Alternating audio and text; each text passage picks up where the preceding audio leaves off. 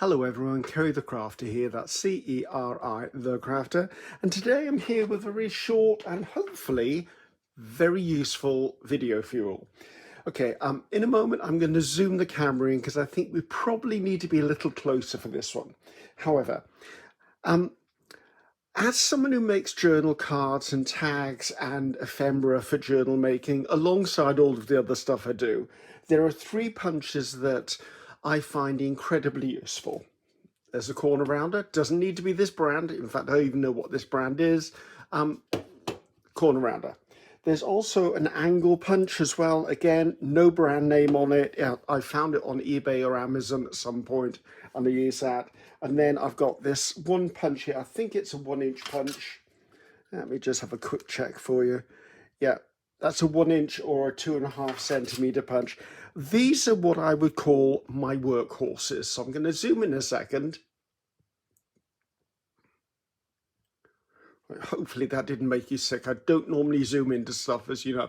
So please don't ask me for links for these. I currently do not have links for these. When I do have links for them, you'll find them in the description box below, but currently I don't. So anyway, these are my workhorses. Why do I use them? I use them because it speeds me up. As you know, I'm a bit OCD. I like things all uniform and straight lined. So by using these two punches, I know that everything is always identical. Don't have to worry about it. However, there was a time when I first started crafting and artwork that I didn't have a lot of money, and the price of these three, the money that I would have spent on these three, I'd much rather have spent on paint, to be honest, because I used to do the same thing in what I call the old school way before the punches arrived. So I'm going to address these three punches and I'm going to show you alternatives, because maybe you don't have the budget for punches yet. Maybe you live in a country where these are not available or you can't order them.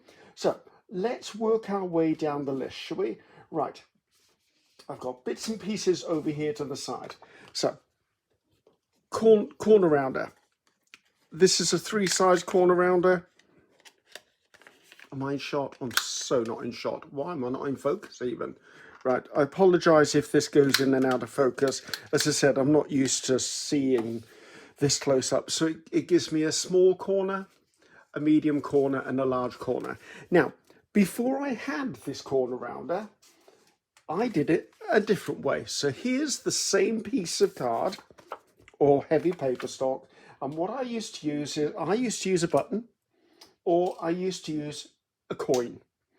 So I've got buttons, just 3 buttons.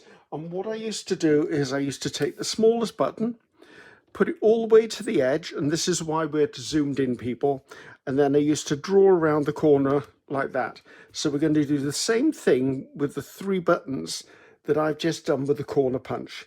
Now, you will see why I ended up buying a punch, because this is a bit more time consuming. But if you have no option, this is a handy little way to do it. And maybe you don't want to spend money on things like that. So there's the 3 little buttons to one side. And then I just come in with the scissors. I round out around that corner, because for me, it was always important to get something uniform. Am I still in shot? I'm in shot here. So I'm struggling a bit because I'm trying to look at my scissors and not look through the screen. So please forgive me if I'm off shot. It's not my intention. So around there, let's just clear that out of the way. Then just get your eraser, and I find if I rub from the inside to the outside, I can remove those pencil marks. So if I rub back and forth, I'm going to damage that curve. Okay, so right. So if I now bring in what I had before, that's the small, medium and large, and that's the small, medium and large I've done. So it's that way around, isn't it? So that's the small, medium, large with the punch. This is a small, medium, large with the buttons. It depends on the size button. I mean, I would say that's probably a shirt button. I would say that's probably a button from a cardigan, and that's probably the button from a jacket. So with 3 buttons, I've done the corner rounding thing. Right, another thing that I don't have a punch for even to this very day, but what I do have is I have a set of dies, and that's for something to make tabs for the edges of pages and things like that. So my way, and there are umpteen different ways of doing this, guys. I'm just showing you what I used to do. So if I want a tab on the edge of a page, or I want, let's see, I've got something within reach. Okay, so this is a journal tag I'm working on at the moment. If I wanted a tab at the top, what I do is I cut a piece of paper or card, I fold it in half, then I come back in, let's go for the medium size, and I pull in my medium size pencil, a button. Am I in shot? I'm not in shot. This is harder than you think when it's zoomed in. There you go. And I come back and I just cut around this again. Now you could eyeball it. I can't eyeball things like that. I have to have some sort of guideline. So there you go. So now I've got a tab. If I slip that and glue that on there, I can obviously cut this any length I want, and that gives me a tab. Now that's a quick and fast way of doing a tab if you don't have a whale tail punch or you don't have a tab punch. Okay, so that's a nice little trick with that one.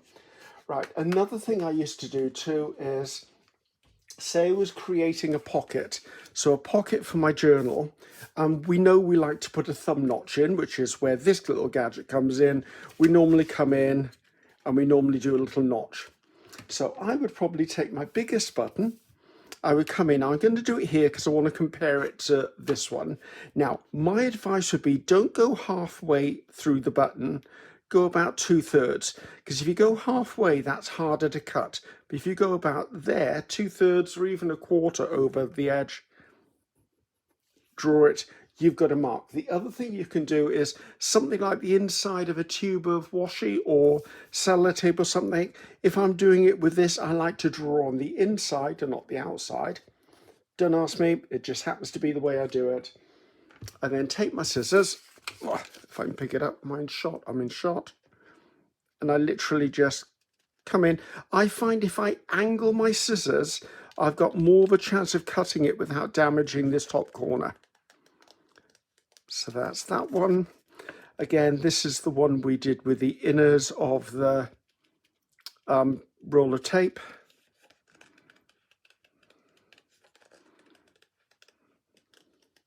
As I said, you can see why I ended up buying the punches, because to be honest, this is the punch and it's done. But as you can see, there isn't a heck of a lot of difference between any of those, so I could just not use that. So we've dealt with round things. Let's talk about these things. Tag corners. Now there are umpteen different ways of doing this, guys. Remember, I'm just showing you the way that I personally used to do this. So my first and foremost is, let's get something that is going to be a tag. Say that's just a bit of spare card. What I used to do is I have a 1 centimeter or a 13mm square of card or paper,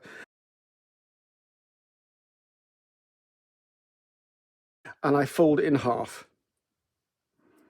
It's really fiddly to do because I've got big old fingers, which is another reason I didn't used to do it this way all the time. So once I've got it folded, it gives me an equilateral triangle, as you can see. I then hold that little triangle over the corner of my journal tag to be made, and I cut, and then I will do the same on the other side. And this means that both angles on my tag should be as close as I can get them to being the same. Okay, now there is another way of doing it, so let's just turn this up turn it up. So I'm trying to show you and speak, and I need to stop speaking really. So that gives the angle. If I turn it up the other way, you'll see loads and loads of crafters and artists doing this. Just choose your angle and cut it.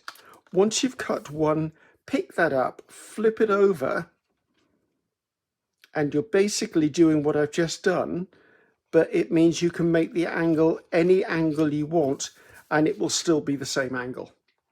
Okay? Now, there is one other thing I wanted to show you as well, and that is, I create one of these, and I will link this video below, and it's basically a plastic store card. It's probably been cleaned so many times that stuff's come off it. Plastic store card, hotel key card, gift card, and I make this into a little bit of a template. And this is the gadget that I now use, because sometimes the size of these angles isn't big enough for me, whereas if I use this, I can come in, rest it up against the two straight edges. Am I shot? I am. And I can cut my angle. Try not to cut the plastic, which I think I've just done. I probably did just cut the angle.